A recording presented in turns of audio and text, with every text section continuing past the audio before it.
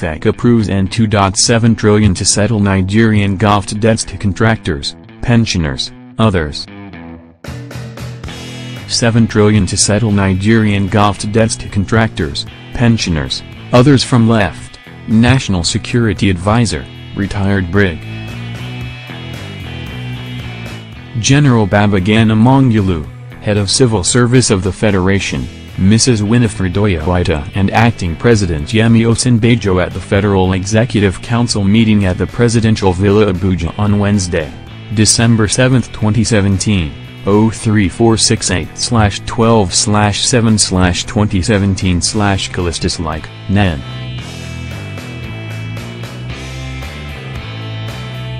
The Federal Executive Council, FEC, has approved N2.7 trillion for payment of the federal government's discounted obligations. The money consists of N740 billion of outstanding pensions and promotional salary arrears, not discounted, and N1.93 trillion, discounted, of other obligations including dues to federal government contractors and suppliers. This was revealed on Wednesday by the Minister of Finance, Kemi Adeosun, while briefing State House correspondents after the meeting of the Council at the Presidential Villa, Abuja. Mrs. Adeosun said the obligations accumulated over the last 2 decades and will be paid through bonds and promissory note issuance to resolve long outstanding dues and to also stimulate economic activity. The spokesperson for the ministry, Salazuddin Bata, in a background note said the debt issuance program is to resolve a number of inherited and long outstanding federal government obligations to contractors, state governments and employees. This will be followed by a request to the National Assembly to approve the program ahead of implementation, he said.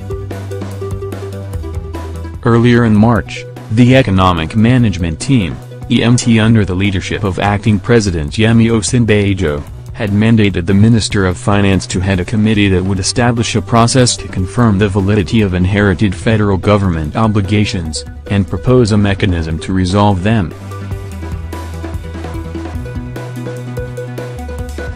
These obligations consist of dues owed to state governments, oil marketers, power generation and distribution companies, suppliers and contractors to federal government parastatals and agencies, payments to under the Export Expansion Grant, EEG, outstanding judgment balances as well as pension and other benefits to federal government employees.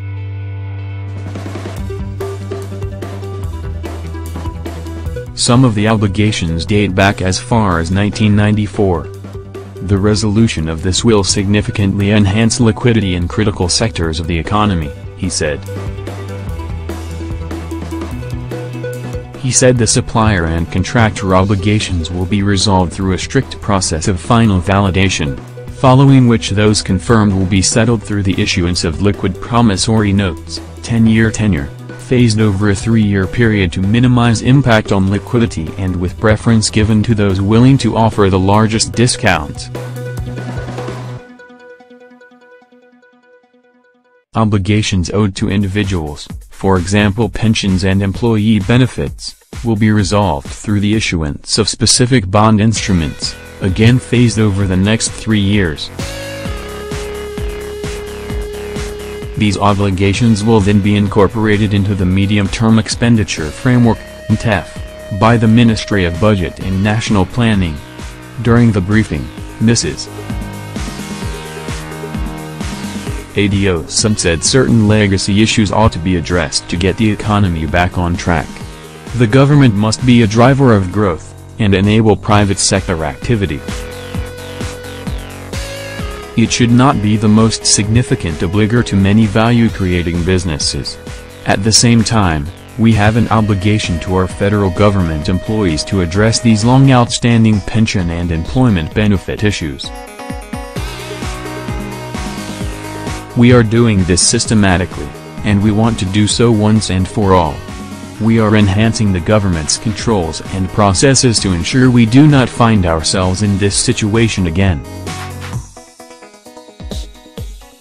Over the last 2 decades the federal government has built up over N2.7 trillion of obligations which were not cash-backed, and remain outstanding to this day. We have developed a solution that will simultaneously resolve these issues, and deliver a boost to economic performance.